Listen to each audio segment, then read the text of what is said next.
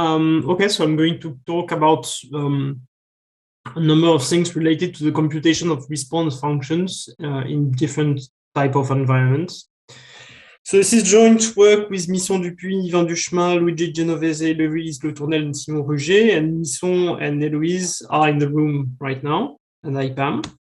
So, okay, first I'm going to talk very generally about response functions and about some technicalities that are usually swept under the rug, but that I find interesting. Then I'm going to talk about photo-ionization and then solids. Right, so the first generality is that the physical systems, the way they are characterized, observed, and so on is by their response properties, right? You never observe the ground state energy of a system, you observe how it responds to external perturbation, to chemical changes, to something like that. So mathematically, this very often takes the form of perturbation theory, meaning that you have a constitutive law, which is given by this F, and an unknown, which is given by this X. And you have some kind of law that tells you that X, the equilibrium state, is given by an equation like this, right? F of X is equal to 0. And epsilon is going to be some perturbation, so any kind of perturbation to your system. And so if you have solved for the equilibrium without a perturbation, you can try to solve for the equilibrium with a perturbation, and it takes this form. And so if you simply expand this to first order in epsilon, you get a relationship like this. You get that X to first order is the equilibrium plus some correction to first order given by this inverse matrix here, dxf. And the derivative I'm going to evaluate at the equilibrium. Using this very simple formalism in very, very different contexts and very complicated equations, you can compute quite a number of things. You can compute mechanical properties, electrical, thermal, magnetic, optical, a large number of properties of interest. So this is time-independent perturbation theory, meaning you just solve for an equilibrium. You can do the exact same thing for dynamics. So dynamics, they're going to be given by some constitutive equation like this. Okay, x dot, x being the state of the system, x dot is some function that also has this small perturbation, and you start at equilibrium. And so if the perturbation is small, you hope that you can expand to first order. And so you have an equation like this that you linearize around the equilibrium. And your driving force here appears as a forcing term, so it's a non-homogeneous equation. And so when you have a non-homogeneous first order differential equation, the standard technique is to use Duhamel's formula, which is called a large number of names in different contexts.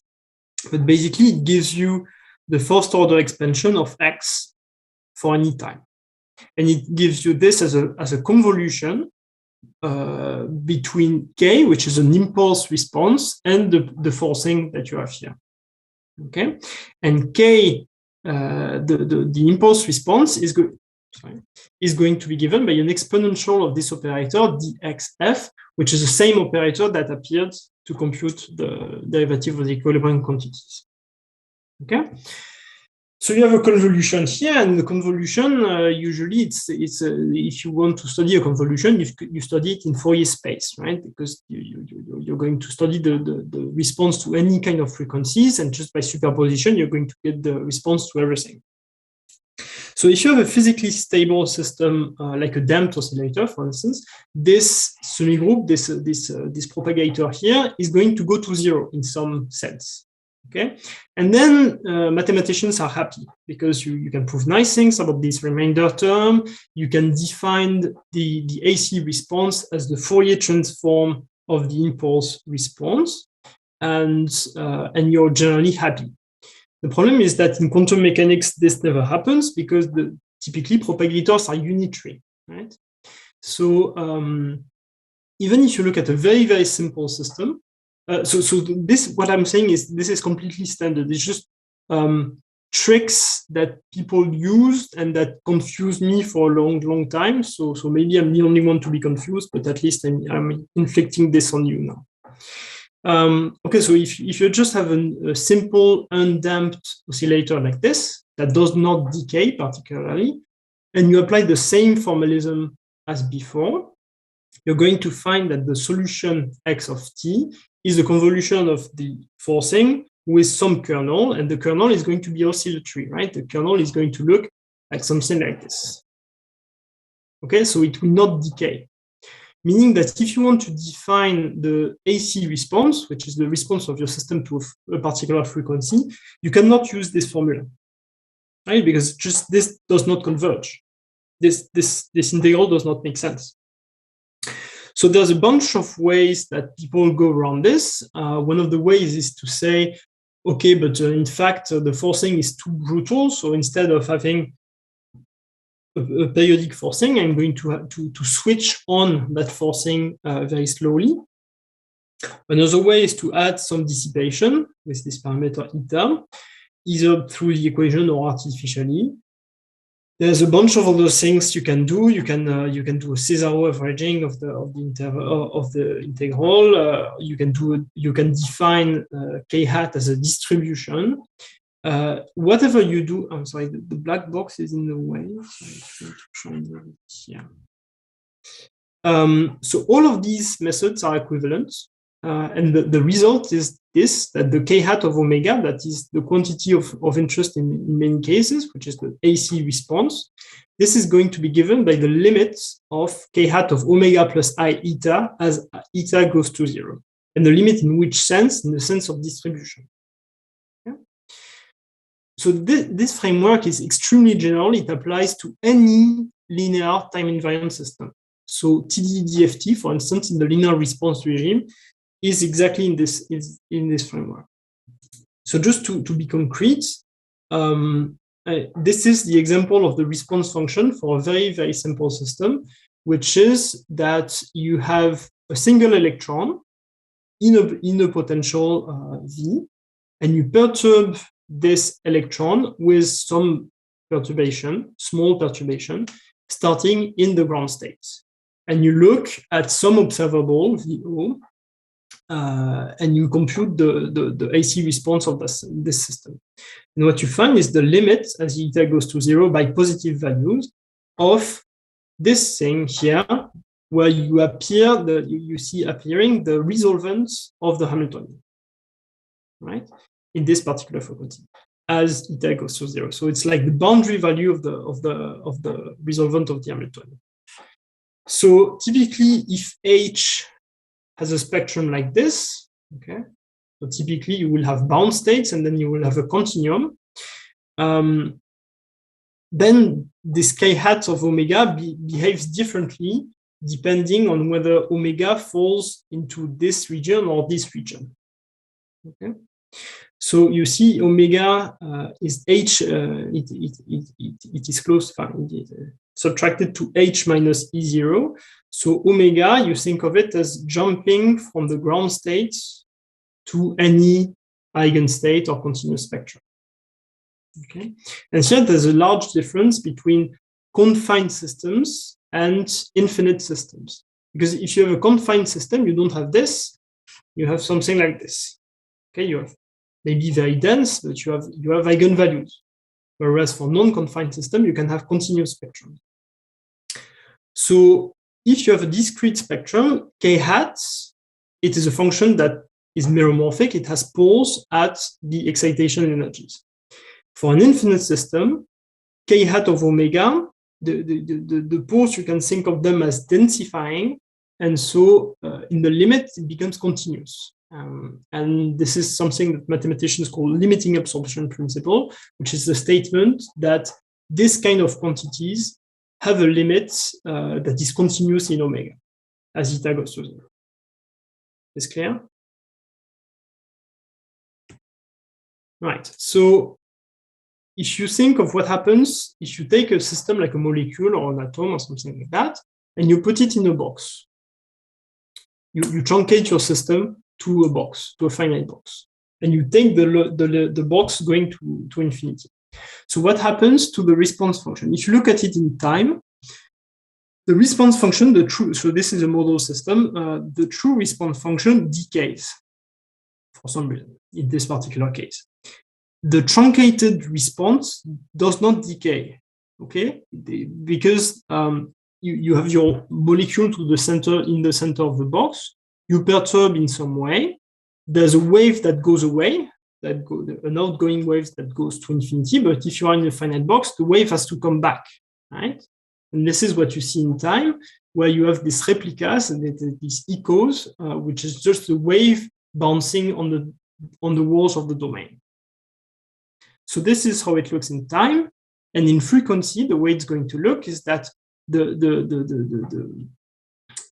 if you're in a finite system, you just have eigenvalues. And so the response function is just going to have poles, okay, Diracs, you can visualize them as Diracs. And in the limits, as L goes to infinity, you still get Diracs at the excitation energy for the eigenvalues, but you get a continuous spectrum. You get a continuous k hat for the continuous spectrum part. Okay, and so this is something that we try to formalize in a paper with Misson, where basically we prove that under some hypothesis that I will not have time to explain here, KL, which is the truncated response function, converges to K in the sense of tempered distributions.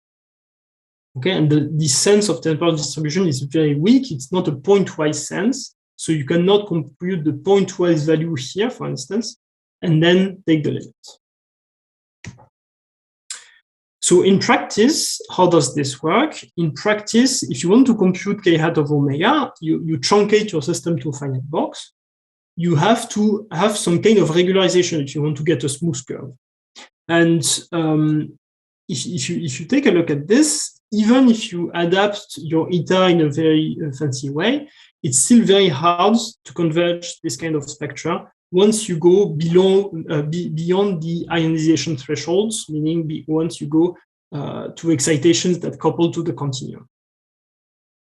Okay, and so something we've tried to formalize with Misson is in what sense does this quantity, which is the thing you compute in practice, so this is a point here, for instance, in which sense does this quantity converge to what you want to actually compute, which is k hat of omega? So you have two kinds of errors. You have the fact that k hat L of omega plus I eta is not equal to k hat without the L. That's the first error, and this is this term. And the second error is that you make an error just by regularizing your function. Okay, and if you try to compute how these errors look like, you find exponential decay of the box size error, and you find a decay like eta of the regularization. Right. And so the technical ingredients, if you're interested, this is Comte-Thomas theory for this locality bound and limiting absorption principle for this guy. Okay, and the question I'm going to ask now is, can we do better? Can we avoid this regularization, and can we find better numerical schemes? Antoine, we have a question. Yeah? What does the parameter alpha depend on? Sorry? What does alpha depend on? Alpha is a constant. It depends on the system. But that's it. Okay, so if you tell me the Hamiltonian, I can know it? Yeah, it's one of these constants that mathematicians like to say it exists, right? Yeah, I cannot say more than that. It exists. It's universal. It depends only on the potential.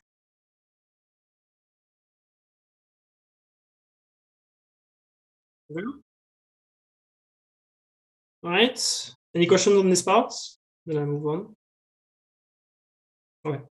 So I'm going to talk about molecules and how to compute photo-ionization spectra, which is this kind of things. Okay, so this is a very complicated equation. Well, not super complicated, but intimidating at first.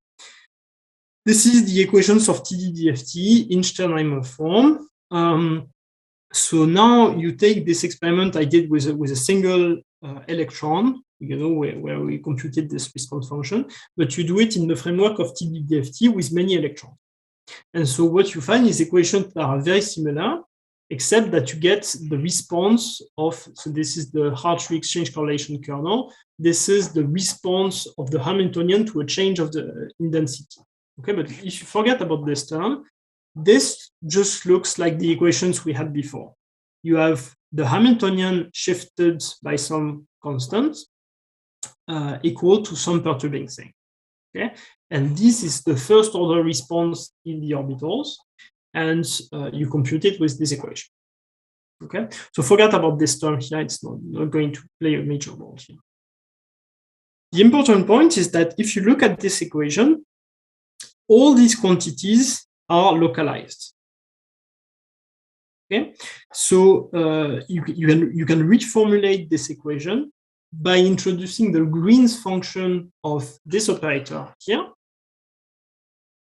You can reformulate it as an integral equation, where these delta psi are going to be given by the free Green's function of the Laplacian applied to some localized function. Doesn't really matter which one. It's a localized function. So the point is that this really depends on the sign of E, right? So the continuous spectrum of the Laplacian, of course, is R plus. So if my E is somewhere here, I get a Yukawa kernel for the Green's function, which is a very nice operator, very localized. But if I take E to be here, and then make it go down, so this is E plus I eta, and I take eta going to 0, then I get this Helmholtz kernel, which is oscillatory.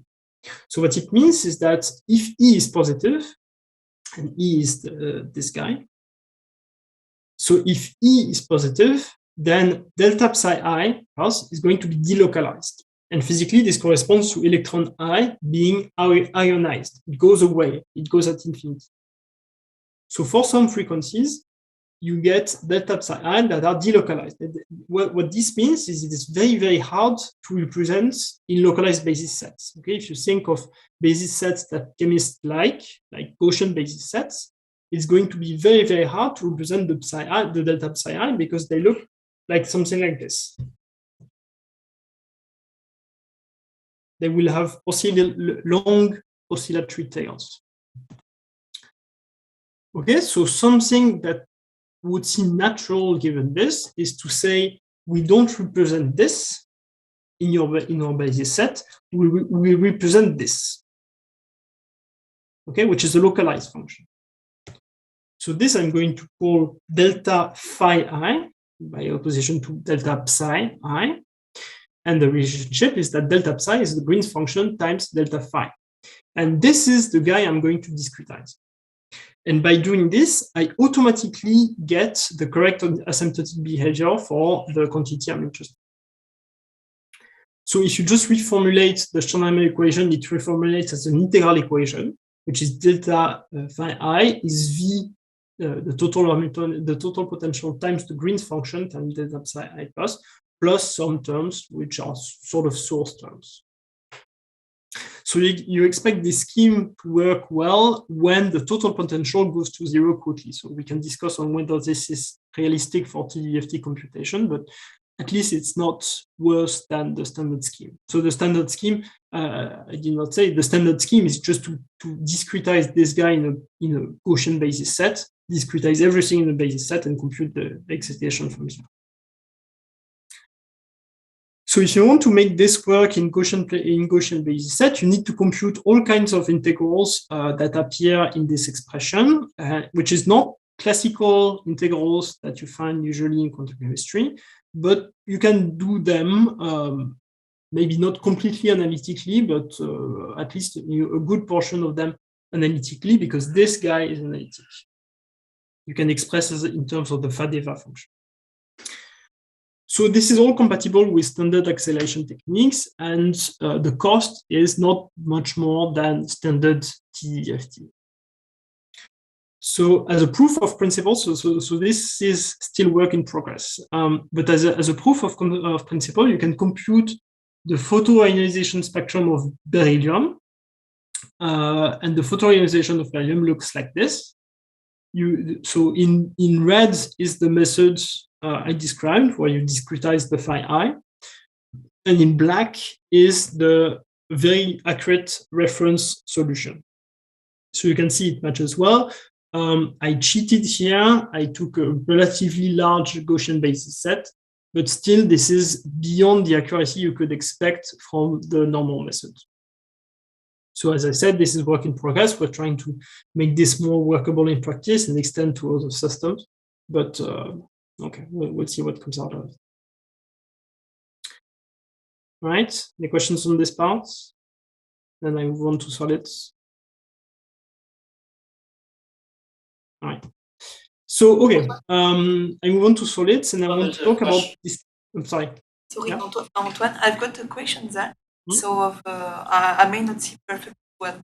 It seems that you've got slightly oscillating approach curves. This is due to the fact that you use Gaussian, right? Yeah, it's due to the fact that yes, the scheme is not great. The way we approximate the integrals, so this is due to the way we compute these integrals. If you had a perfect thing to compute the integrals, maybe they would be there, but less intensive.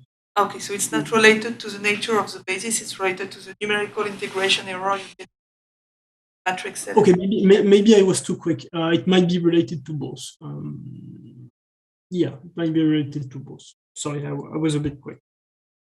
So yeah, I don't understand exactly what's going on here. This is still in progress.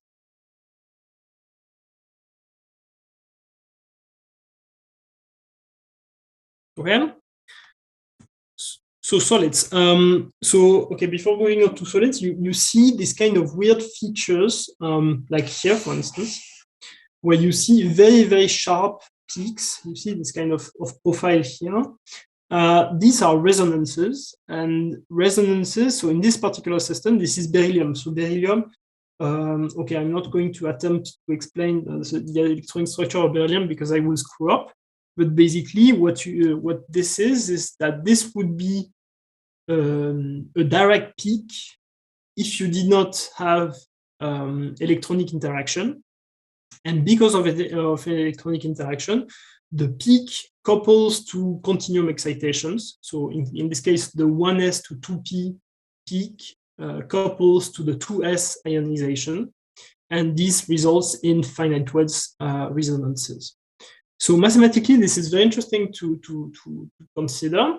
So resonances, just to give you an idea of what resonances are, this is the dynamics of a wave packet in this potential, the potential in dashed line. Okay, so this is a well potential. So you start with a particle in here, so it will just oscillate back and forth here, but by tunnel effect, it will move out. And this is what you see here, the wave packets. There's a bit that stays here, but some of it moves away due to tunneling effect. Okay, and if you wait a long time, what you see is that the profile here stabilizes around some kind of fixed profile. Okay, it decays quite slowly here. But it stabilizes, and if you forget about what's going on too far away from the thing, you can find an asymptotic profile. Okay, so that asymptotic profile is a resonance, and the speed at which this guy decays is the lifetime of the resonance. So mathematically, this is quite hard to characterize. But okay, there have been attempts to try to characterize this, give a mathematical definition of resonances. And maybe the most standard one was, I believe, due to Simon, who said, okay, a resonance of some Hamiltonian is given by a pole of the analytic continuation of some matrix element of the resolvent from the upper complex plane to the lower complex plane. Okay, so this resolvent usually is defined if you have eigenvalues and continuous spectrum. Usually this resolvent is defined here, wherever you want, as long as it's not on the spectrum. But here, what you do is you take the resolvent here, you go like this, you go down, and you go down, and you go below the real axis. You take the analytic continuation from here to here. This is a very weird thing to do, but it can be done anyway. And maybe by doing this analytic continuation, if you go far enough, you find poles here. Okay? And you find poles at energy that looks like E minus I gamma. And this E minus I gamma, you interpret as the energy of the resonance. So E would be the energy of the resonance, and gamma would be well, 1 over gamma is the half time of the resonance, the half-life. Right? So if there's a resonance here, it also means that on the real axis there is a bump, usually. Okay.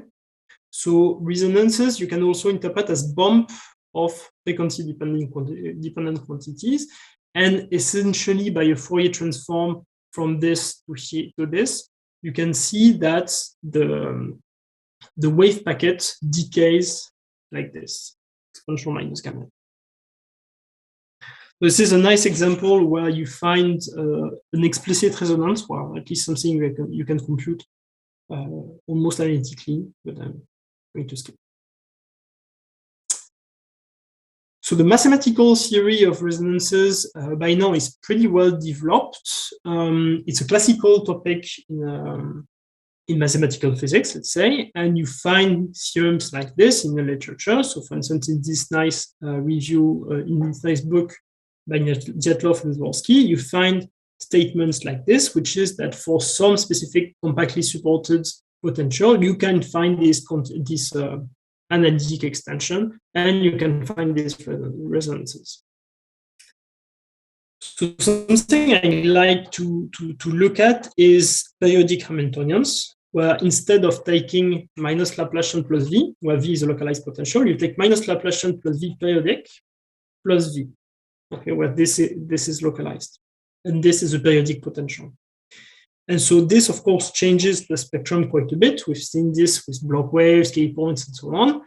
And the structure of this analytic continuation is much more involved. And there's a very nice theory by Gerard in the 90s and other people explaining what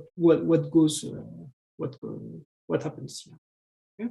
But numerically, it's not clear at all how to compute these kind of quantities. It's clear in some settings, it's less clear in others. So, of course, the very simplest thing you can do, and the worst thing you can do in this case, is to truncate your domain, right? So you take this system here, you put it in a box, you compute the resolvent, and you hope to continue it analytically. But it doesn't work, because if you truncate your system, your resolvent is just a sum of poles, of a finite number of poles. Okay, and so you find things like this, right, where you have the eigenvalues, the discrete eigenvalues, which are here, and so if you compute the resolvent, it looks like this. It's well defined here, but you lose the structure completely. It's not analytic going from here to here, and this can be traced to properties of the Green's function. So, okay, what can you do if you want to compute this kind of things?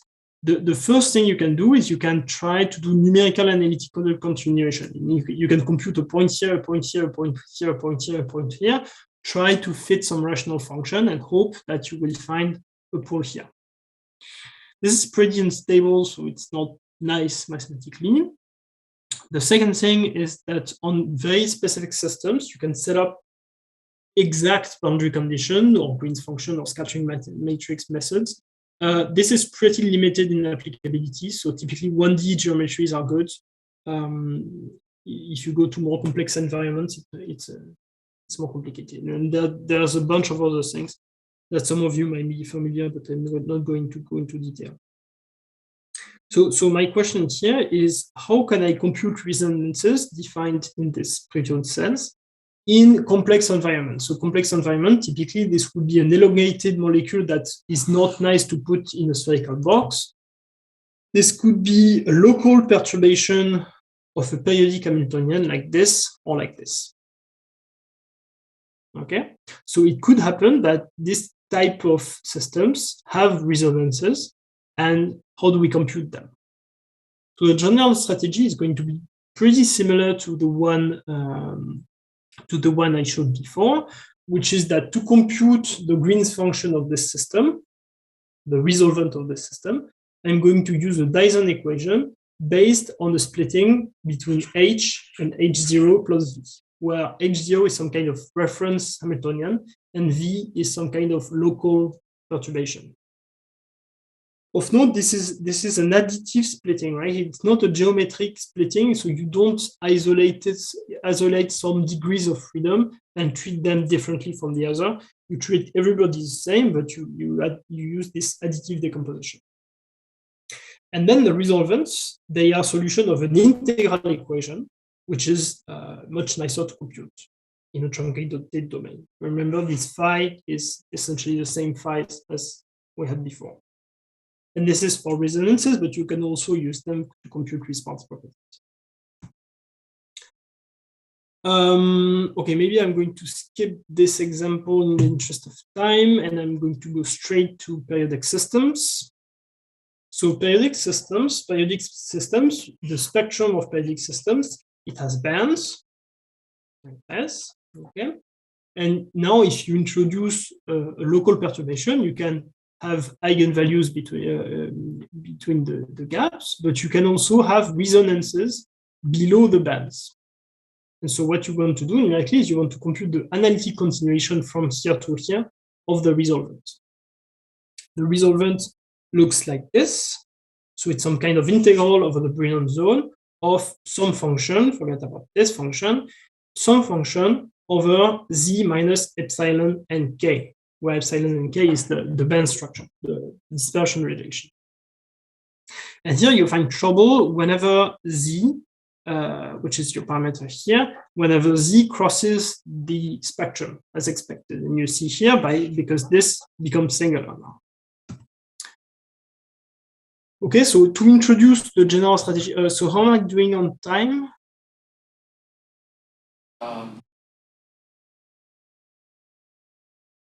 You have about 10 minutes, okay. 7 minutes. Well, okay, so to explain how to do this, let's look first at a simpler example. So here the analysis is a bit complicated because this is an integral over k of 1 over z minus some function of k. Okay, so forget about this function of k and assume that the integral is over the energies instead. Okay, so I have this function which is completely well defined whenever the imaginary part of z is positive, and I want to find its analytical continuation to this. Okay, so if you think about this function, what does the integrand look like? So if you have z, which is here, the integrand of this function, it looks like, okay, something, and then a bump around this. And the width of this bump is going to be given by the imaginary part of z, and the height of this bump is going to be given by 1 over the imaginary part of z. So if z is very far from the real axis, then this is a very smooth function, and you're very happy because you can compute this with a nice quadrature rule like you're used to. Okay, and this is k-point sampling, and we know it works fine. But as soon as z goes down to the real axis, then you're in trouble because this thing becomes singular and you cannot integrate it numerically. Right? But in this setting, there's a very simple solution, which is, of course, this integral, instead of taking it like this, you can just take it like this with contour deformation. And when you do this, you simply take the contour deformation of this integral over this particular contour. And if you do this, then this point can move from here to here without any issue. Okay, if the point is here, I still get a very nice integral. So that can be turned into a numerical method, right? You take the analysis, you take the contour deformation, and then you discretize the contour deformation. Okay, so here I've cheated by having this change of variables where I integrate over the energy. So what happens if instead of integrating over the energy, I integrate over a variable k? Then things become more complicated because the singularities are now whenever epsilon of k is the real part of z, right? So if you look at it in k space, it's the places where epsilon of k is equal to z, which is exactly the Fermi surface. So if you have a parabolic dispersion relation like this, and you want to cut at some energy, then you have points k in the Brillouin zone where this denominator becomes singular. And so the solution is the same to deform the contour in k space now, but the way you have to deform it in k space depends on, in fact, the gradient and the sign of epsilon prime of k. Okay, so this is in 1D, but it can be generalized to multiple dimensions, and then you have to use a multidimensional generalization of contour integration, which I wrote here. The proof of this is very, very simple. And then, instead of taking this deformation like this, which is easy to visualize in 1D, you take an imaginary k given by a formula like this. This is the important part. It has to depend on the gradient of the band structure. All right? And if you do this in the proper way, then you are able to find a continuation of your Green's function. And then you discretize the integral, and then you get your Green's function. Okay. Okay. I have not said I'm interested now in the computation of G0, right? Not G, but G can be obtained from G0. So the numerical scheme is set up the contour deformation, compute G0, and from this compute G, and from this compute the resonances. So it's a very fun scheme. It converges quite quickly with the Brillouin zone sampling. It's a natural generalization of complex scaling. So if people are interested in complex scaling, it's a generalization to periodic systems of complex scaling in some way. Okay, so and as an example, this is a 1D diatomic chain. So if you truncate, so this is the Green's function, right? As a function of the real part and the imaginary part of Z.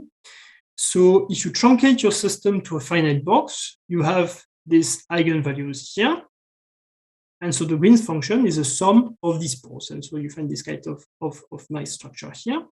If you do the contour deformation, you move the location of these poles to different places in the complex plane. And if you do this properly, you can move it like this, and then you are able to compute whatever you want from here. Okay, this is G0, and so you can do the same with G, not G0, and you can find poles which are the resonances. And you can see here the convergence with respect to the Brillouin zone sampling is very rapid. And then you can find results. So another more involved example is an adatom on a 2D graphene surface where there's a resonance introduced by this, and the resonance you can compute it from here. And it converges just as well. So this is the final plot. This is the resonance state of that graphene example. So the radius of these circles is the magnitude of the resonance state, and the color is the phase. So okay, it's nice. It's a bit psychedelic. This is California, right? So it's fine. Okay, so this is the scheme. So as perspective, so this is now implemented. So that we have a preprint out for very simple systems, and it would be interesting to extend this to more complicated things, to DFT and so on and so forth. And finally, I just want to end with a page of advertisement for our code DFTK. which is ideal for so it's a plain wave DFT code, which is very nice for tinkering with this kind of algorithms. And we have a summer school in August. So officially the deadline is passed, but if you are really interested, you can send me an email. Right. Thank you.